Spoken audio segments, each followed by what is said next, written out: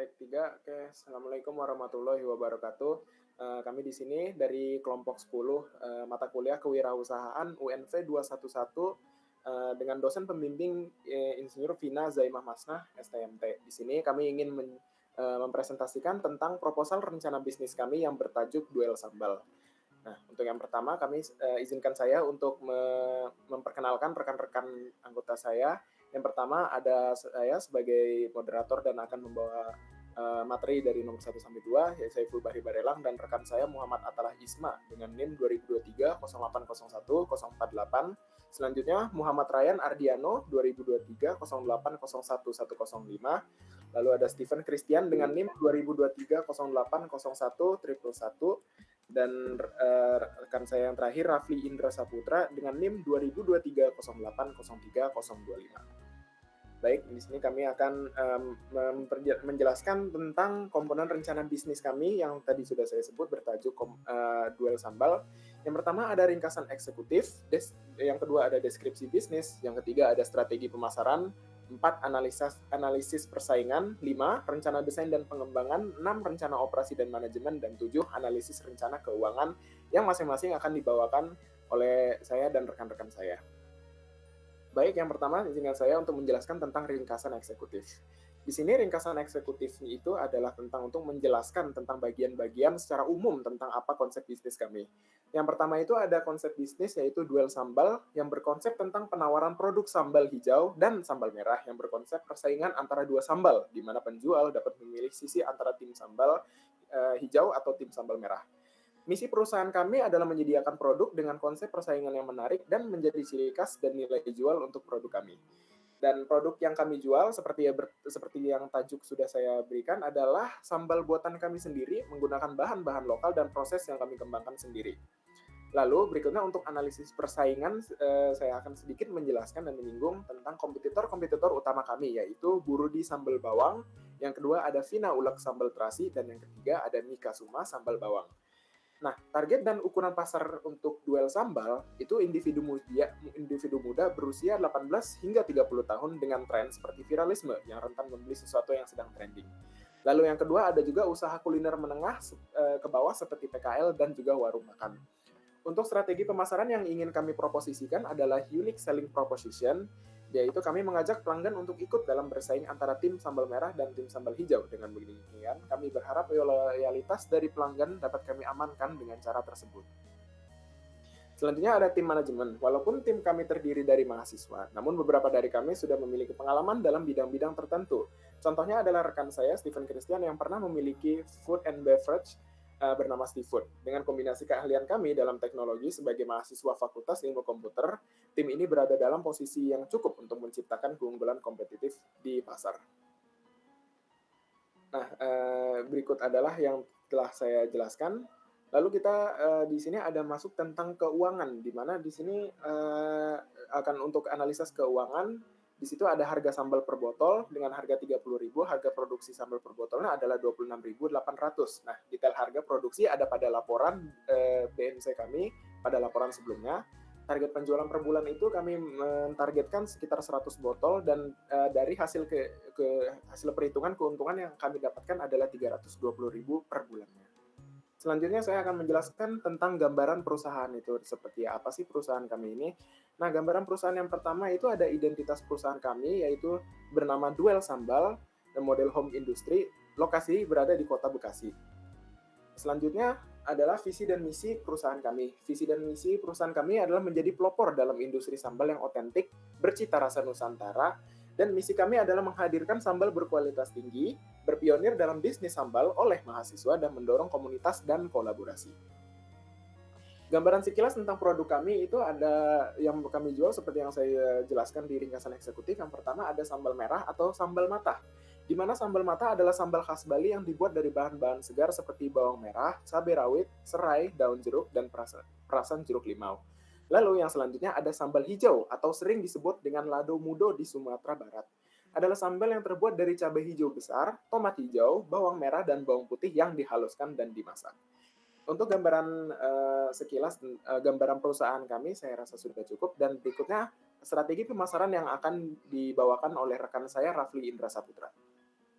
Oke, terima kasih Saiful. Di sini saya akan menjelaskan tentang strategi pemasaran. Di dalam strategi pemasaran itu, di sini ada tren dan pertumbuhan industri. Di tren dan pertumbuhan industri terbagi menjadi 3. Ada digitalisasi e-commerce, sustainability dan kesadaran lingkungan. Yang ketiga, social commerce. Yang pertama tuh di digitalisasi e-commerce adalah meningkatkan drastis dalam belanja online dan transaksi digital. Yang kedua, kebutuhan untuk mengoptimalkan presence di marketplace dan media sosial. Yang ketiga, menggunakan data analisis untuk memahami perilaku konsumen digital. Nah, untuk sustainability dan kesadaran lingkungan, ini ada konsumen semakin peduli dengan dampak lingkungannya. Yang kedua, permintaan akan produk yang ramah lingkungan meningkat. Yang ketiga, brand perlu mengkomunikasikan komite sustainability mereka. Yang ketiga itu social commerce. Yang pertama, integrasi fitur belanja langsung di platform sosial media. Yang kedua, influencer marketing yang semakin berperan penting. Yang ketiga, community building semakin strategi pemasaran. Oke, untuk gambaran pasar, itu operasi pasar kami adalah pasar sambal sebagai bagian dari kuliner tradisional Indonesia. Saat ini lebih banyak konsumen yang mencari sambal higienis dan menjadi rasa yang enak dengan tingkat kepedasan yang sesuai dengan selera masing-masing. Oke, ada segmen pasar. Target pasar utama kami adalah konsumen muda berusia 18 sampai 35 yang suka mencoba makanan baru, terutama mahasiswa dan pekerjaan profesional yang mencari sambal berkualitas tinggi untuk melengkapi masakan sehari-hari mereka. Untuk ukuran dan tren pasarnya, survei pasarnya itu pasar sambal Indonesia diperkirakan bernilai sekitar 2 triliun per tahun dengan pertumbuhan sekitar 10%. Pasar ini terus berkembang seiring dengan meningkatkan permintaan terhadap sambal premium, sambal siap saji, dan sambal organik. Tren pasar ini, permintaan sambal alami itu, konsumen semakin mencari sambal yang bebas dari bahan pengawet dan menggunakan bahan alami. Oke, untuk sambal premium dan customisasi adalah meningkatkan minat terhadap sambal berkualitas tinggi dan varian disesuaikan dengan selera seperti sambal pedas atau sambal organik. Untuk yang ketiga, platform online meningkatkan pembelian sambal melalui platform e-commerce dan media sosial, terutama di kalangan generasi muda. Untuk yang keempat, produk lokal dengan cerita. Konsumen cenderung memiliki produk yang memiliki cerita dan mempresentasikan kekayaan kuliner lokal. Ya, untuk yang selanjutnya, peluang strategi. Varian baru sambal, mengembangkan varian sambal baru yang menarik minat konsumen seperti sambal dengan bahan lokal, sambal tempe, sambal kacang, atau sambal dengan cita rasa internasional, misalkan sambal dengan rasa Thailand atau Korea. Selanjutnya, kemasan praktis, menyediakan kemasan touch atau ukuran mini untuk konsumen yang mencari kemudahan dalam menggunakan sambal atau menjual dalam kemasan besar untuk segmen restoran atau kuliner. Berfokus pada konsumen muda, branding yang modern menarik perhatian konsumen muda dengan desain kemasan yang menarik, cerita yang kreatif, serta kampanye pemasaran di platform digital seperti Instagram, TikTok, dan YouTube.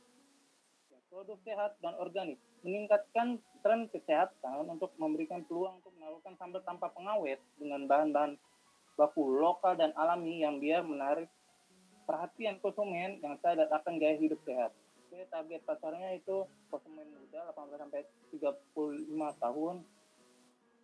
Yang kedua, pengusaha kuliner dan restoran. Selanjutnya, karakteristik pasar. Preferensi rasa dan kualitas. Konsumen di Indonesia ini umumnya memiliki kecintaan terhadap makanan pedas sehingga sambal menjadi makanan pelengkap yang populer. Kebutuhan praktis dan kemasan. Konsumen terutama keluarga dan pekerjaan profesional lebih cenderung memiliki sambal dalam praktis dan mudah disimpan. Untuk perilaku pembelian itu ada konsumen yang puas dengan sambal, mereka beli cenderung melakukan pembelian ulang. Terakhir persaingan di pasar.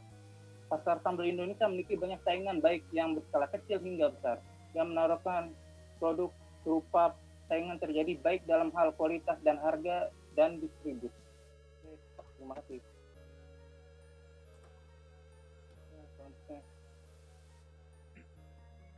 Oke, selanjutnya ada bagian analisis persaingan. Oke, next. Bagian pertama ada persaingan. Di sini kita memilih 3 kompetitor, yaitu sambal buridi sambal bawang, sambal Vina Ulek, dan sambal Mikasuma sambal bawang. Yang pertama, sambal buridi sambal bawang itu dia menawarkan sambal yang reputasinya lumayan terkenal dengan kemasan botol dan dijual secara masif baik offline dan online. Walaupun rata-rata dia dijual secara reseller di online. Yang selanjutnya ada sambal Vina Ulek. Nah, sambal Vina Ulek ini dia menjual variannya lumayan banyak, mulai dari sambal terasi, sambal hijau, dan lain-lain dengan kemasan botol dan saset dan dijual secara mass production. Nah, sambal Vina Ulek ini dia kategorinya udah mass production yang dimana dia udah bisa dijual di toko swalayan, di toko kelontong, dan lain-lain. Selanjutnya ada sambal Mikasuma sambal bawang yang menawarkan sambal dengan USP atau Unique Selling Proposition sebagai maskot yang trending dan terkenal di kalangan anak muda, yakni VTuber. Sambal Mikasuma ini dia ciri khasnya ada maskotnya aja, jadi dia ada VTubernya yang untuk menarik grup-grup atau golongan market, yaitu ini kalangan anak muda. Oke, next. Nah, posisi dalam persaingan. Yang pertama ada sambal Mikasuma sebagai market nicher, yang seperti saya bilang tadi, dia hanya terhadap suatu golongan atau suatu grup dalam market. Sedangkan sambal Vina Ulek sebagai market leader karena dia sudah mass production dan dapat digapai atau dapat dibeli dimanapun. Sedangkan sambal buridi dia mempunyai reputasi yang sudah bagus, dia bisa berkompetisi dengan sambal Vina Ulek. Jadi dia sambal buridi ini sebagai market challenger. Oke, next. Pertama, sambal Vina Ulek dia pangsa pasarnya terdiri dari online. Yang pertama online marketplace, warung-warung, minimarket, toko swalayan, dan reseller. Next. Sedangkan sambal buridi yang seperti saya bilang tadi, dia ada offline dan online, tapi rata-rata distribusi pangsa pasarnya terdiri dari online marketplace dan reseller on. Oke, next. Nah, sambal Mikasuma hanya didistribusi melalui pasar online doang, yaitu Tokopedia, Shopee, mungkin ada yang lain, mungkin toko online e-commerce yang lain. Oke, next. Nah, untuk kelebihan produk kami ini harganya lebih murah, packagingnya yang reusable, dan bahan organik tanpa pengawet. Next. Oke, sekarang lanjut ke rencana desain dan pengembangan produk. Boleh di next. Nah, di sini rencana desain dan pengembangan produk kita mulai dari desainnya terlebih dahulu. Rencananya di sini duel sambal tersebut bertujuan untuk menciptakan sambal dengan kualitas yang tinggi dengan autentik dan inovatif. Proses ini mencakup identifikasi kebutuhan pelanggan, pengembangan prototipe, dan peluncuran produk secara massal. Fokus utama dari produk kami adalah pada rasa yang khas, kemasan yang menarik, dan teknologi yang produksi yang efisien. Dan selanjutnya tujuan desain dan pengembangan. Nah, di sini tujuannya adalah menghasilkan sambal yang konsisten dan autentik, mengembangkan kemasan yang fungsional dan menarik bagi pelanggan, dan menjamin ketahanan produk dengan uji stabilitas. Boleh di next. Lalu di proses pengembangan produk, kita mesti mengidentifikasi kebutuhan pengguna dengan melakukan survei dan wawancara dengan target pasar untuk kita bisa memahami bagaimana preferensi rasanya, tingkat kepedasan, dan desain kemasan. Lalu prototipe produknya dengan mengembangkan berbagai varian sambal yang ada terasi, bawang, tomat, dan sambal hijau dengan bahan lokal yang berkualitas tinggi. Selanjutnya uji kualitas dan rasa sambal agar kita bisa mendapatkan feedback atau umpan balik dari rasa, aroma, dan tekstur. Selanjutnya desain produk dan kemasan. Di sini kita mesti mengembangkan kemasan yang ramah lingkungan, praktis, dan estetis. Kita juga mesti menyertakan informasi produk yang jelas dan menarik, seperti nilai gizi dan keunggulan. Dan selanjutnya uji coba desain kemasan untuk memastikan ketahanan selama distribusi. Boleh di next? Selanjutnya untuk teknologi produksinya kita menggunakan blender industri dan mesin pengisi otomatis untuk kita bisa meningkatkan kapasitas produksi. Selanjutnya untuk uji pasarnya kita berencana untuk meluncurkan produk dalam jumlah terbatas untuk pre-order dan sampling. Kita juga mengumpulkan data umpan balik atau feedback untuk kita bisa menyempurnakan riset dan desain produk. Selanjutnya untuk uji pasarnya kita mesti menstrategikan promosi awal melalui media sosial dan kemitraan dengan toko lokal. Boleh di next? Selanjutnya untuk jadwal pelaksanaannya, perkiraan kita meneliti pasar selama sekitar 1 bulan dan hasil yang kita harapkan outputnya adalah laporan penelitian pasar nantinya itu akan menjadi dasar pengembangan produk duel sambal. Lalu untuk pengembangan prototipe kita memperkirakan akan menghabiskan waktu 2 bulan dan diharapkan outputnya itu prototipe diharapkan siap untuk diuji kepada konsumen.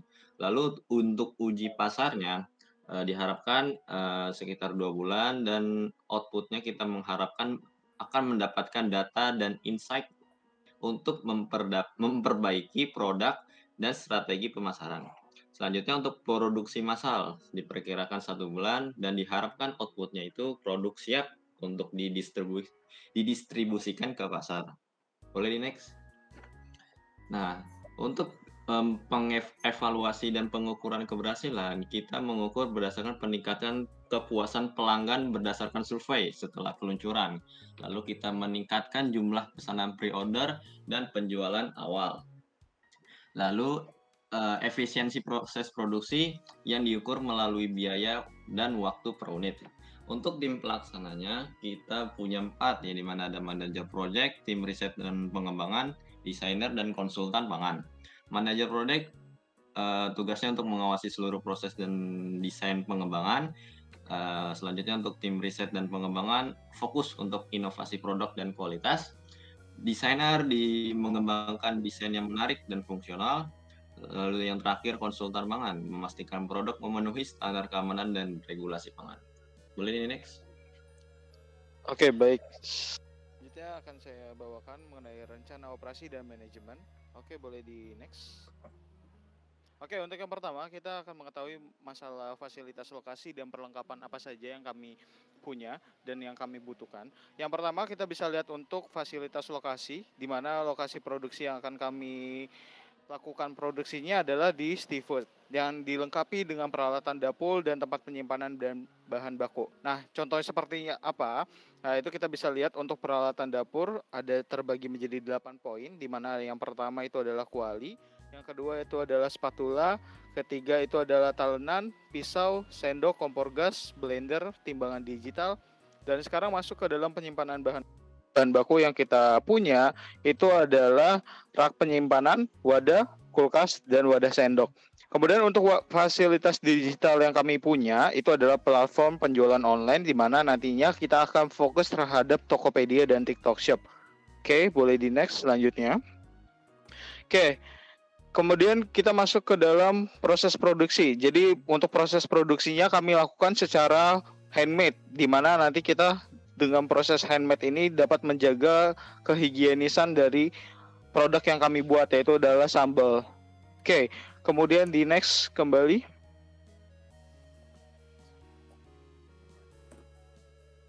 Oke, nah sekarang kita masuk ke dalam pengendalian persediaan, di mana pengendalian persediaan ini akan dilakukan untuk menyesuaikan kebutuhan bahan baku, di mana kebutuhan bahan baku ini setelah mencapai 10 unit dari hasil penjualan produk ini, maka nanti bahan baku akan di-restock untuk menjaga kelancaran proses produksi dan menghindari kehabisan stok dari bahan baku kami. Nah, kemudian boleh dilanjut. Nah, sekarang untuk pasokan dan distribusi, kami bekerja sama dengan salah satu pasar tradisional sebagai penyedia bahan baku untuk memastikan kita mendapatkan sebuah kualitas bahan baku yang terjaga, sekaligus kita mendapatkan harga yang lebih berkompetitif. Oke, kemudian dilanjut.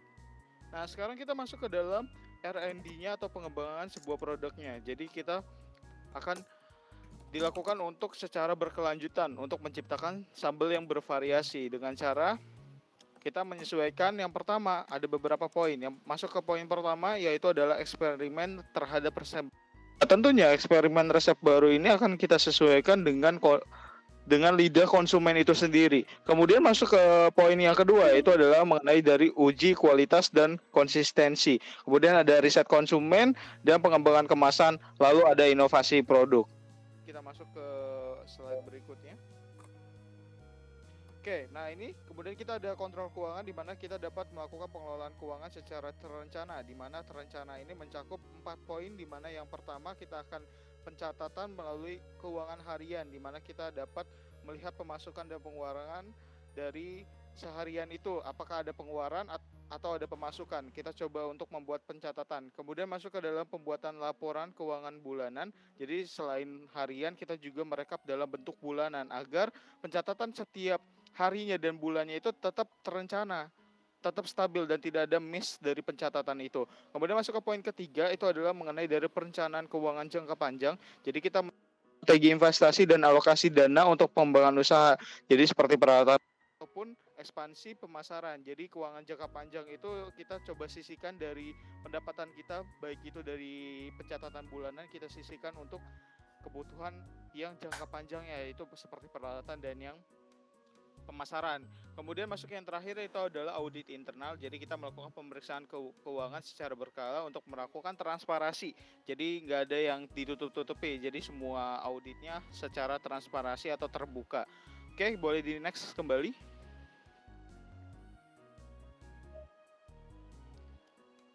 Oke, sekarang kita akan membahas mengenai tim manajemen yang terdiri dari individu yang memiliki dedikasi dan komitmen tinggi yang akan membangun dan menjalankan. Yang pertama itu adalah pemilik bisnis, yaitu dia bertanggung jawab atas keseluruhan operasional, pengambilan keputusan strategi maupun pengelolaan bisnis. Nah, kemudian kita masuk ke dalam poin kedua yaitu adalah tim produksi, di mana kita dapat melaksanakan sebuah proses pembuatan produk sambal dengan fokus terhadap kebersihan, kualitas, dan efisiensinya. Kemudian masuk ke dalam tim pemasaran, di mana tim pemasaran ini adalah fokus terhadap mengelola promosi melalui media sosial, marketplace, dan jaringan lokal untuk menarik konsumen awal. Kemudian yang terakhir adalah tim pendukung, di mana membantu operasional harian seperti pengemasan, pengiriman, dan administrasi ringan. Nah, itu dari tim manajemen. Kemudian kita masuk ke dalam konsultan, di mana konsultan ini adalah keuangan dasar, jadi dia akan yang memberikan saran dalam mengelola modal awal, memantau pengeluaran, dan menentukan harga jual. Karena kan kita fokusnya di pengembangan bisnis yang awal, jadi kita perlu ada koreksi atau konsultasinya gitu. Kemudian masuk ke poin yang kedua itu adalah konsultan pemasaran pemula, jadi membantu menyusun strategi pemasaran yang tepat dan efektif kepada konsumen. Kemudian masuk ke dalam konsultan legalitas yaitu adalah perizinan kepada BPOM. Nah, kemudian yang terakhir adalah konsultan pengembangan produk, di mana kita memberikan terkait inovasi rasa, kemasan ataupun branding untuk meningkatkan daya tarik produk kita terhadap konsumen. Kemudian next. Sekarang kita masuk ke dalam analisis rencana keuangannya. Boleh di next kembali. Oke, jadi kita bisa lihat proyeksi pendapatan. Harga jual per piece-nya kita akan targetkan 30.000, di mana 30.000 akan dikategorikan sebagai yang termurah karena kita mengakomodasikan terhadap yang kehigienisan kita dan kepuasan pelanggan. Itu yang kita utamakan di nomor 1. Kemudian target penjualan per bulannya adalah 25 botol. Jadi untuk proyeksi pendapatan bulanannya berarti 30.000 dikali 25. Artinya dalam bulanannya kita dapat 750.000. Kemudian kita next. Nah, sekarang kita bisa lihat biaya variabel atau bahan bakunya. Jadi di sini kita bisa lihat, anggaplah biaya bahan baku untuk per 6 botol itu adalah 150.000. Kemudian biaya baku per botolnya berarti sama dengan 25.000. Sehingga kita dapat menghasilkan 150.000 ini dalam per 6 botol. Oke, kemudian kita bisa menghitung margin kotor per botol. Harga jual per botol adalah 30.000 dan biaya baku per botol adalah 25.000. Sehingga kita bisa hitung margin kotornya, tinggal kita kurangkan 30.000 dengan 25.000 sehingga kita menghasilkan margin kotornya adalah sebesar Rp5.000. Kemudian dilanjut. Oke, sekarang kita masuk ke dalam total biaya bahan baku untuk kita targetkan dalam 25 botol. Jadi jumlah batch itu di dalam satu siklus ya. Di dalam satu siklus yang kita butuhkan untuk 25 botol, kita bagi 6. Karena nanti dalam seminggu itu kita akan menjual sebanyak 6 botol.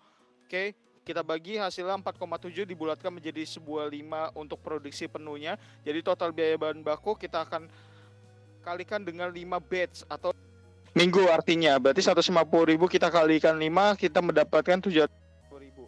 Nah, kemudian sekarang kita mau ngitung margin kotor bulanannya sebanyak 25 botol di dalam 1 bulan. Nah, margin kotornya tadi kita udah dapatkan 5.000, tinggal kita kalikan dengan 25 botol, artinya kita margin kotornya sebesar 125.000. Oke, boleh kembali kita lanjutkan. Kemudian aset awal kita punya peralatan dapur. Ini kewajiban modal yang kita harus tetapkan adalah 200.000. Kemudian kita bisa next lagi. Oke, nah modal awal tersedianya adalah 200.000. Kita akan memanfaatkan modal awal ini sebagai pengembangan usaha kita di awal. Kemudian penggunaan modalnya untuk produksi sambal itu 375.000 untuk 25 botol. Artinya ini kan sebenarnya nggak cukup ya. Nah, dengan cara kita membagi dalam satu batch itu kita bagi dalam per minggu. Jadi dalam 1 minggu kita bagi jadi 6. Jadi dalam 1 minggu itu kita memproduksi 6 botol. Nanti sehingga nanti sisa dari modal itu nanti kita dapatkan sekitar 150.000 yang bisa kita jadikan bahan untuk modal kembali. Nah, kemudian untuk pemasaran dan operasionalnya kita bisa menggunakan 50.000 misalnya kalau modalnya dapat mencukupi ya. Kemudian kita next. Nah, untuk pertumbuhan penjualannya tetap stabil pada 25 botol per bulan di awal, maka margin keuntungan per botolnya tetap pada di 15.000. Oke, boleh di next kembali. Nah, untuk break even point-nya atau BEP-nya modal awalnya 200.000 dan untuk margin kotor per botolnya itu kita berdasarkan biaya bahan baku 25.000 per botol dan harga jual 30.000. Artinya margin kotor per botol sama dengan 300.000 kita kurangkan 2.000 hasilnya 5.000. Sehingga nanti tinggal kita bagi aja 200.000 kita bagi 5.000 sama dengan 40 botol artinya. Oke, kemudian kita lanjut. Oke, kemudian kita masuk ke dalam payback periodenya atau waktu balik modalnya. Oke, target bulanannya kita dapat 25 botol, margin kotor bulannya berarti 125.000, paybacknya kita bisa hitung berarti modal awalnya 200.000 dibagi 125.000, berarti dalam 1,6 bulan kita akan mendapatkan balik modalnya. Oke, itu karena kita akan bagi jadi 5 batch nantinya, jadi dalam 1 batch itu 6 botol ya. Kemudian kita next.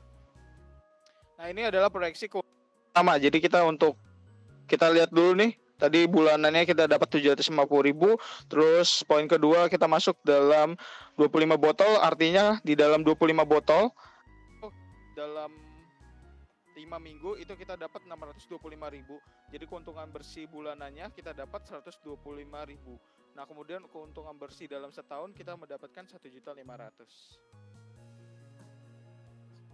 Oke, kemudian kita masuk ke dalam analisis IRR dan MPV, di mana IRR itu sendiri adalah internal rate of return, di mana ini adalah sebuah margin bersih ketika stabil di angka margin kotor 5.000 per botol, yang artinya kita dapat sekitar 5%. Nah, kemudian masuk ke dalam NPV-nya adalah net present value-nya, atau jika target penjualan tercapai selama setahun, NPV akan secara keuntungan bersihnya adalah 1.500.000, jadi melebihi modal awal kita 200.000. Oke, boleh di next kembali.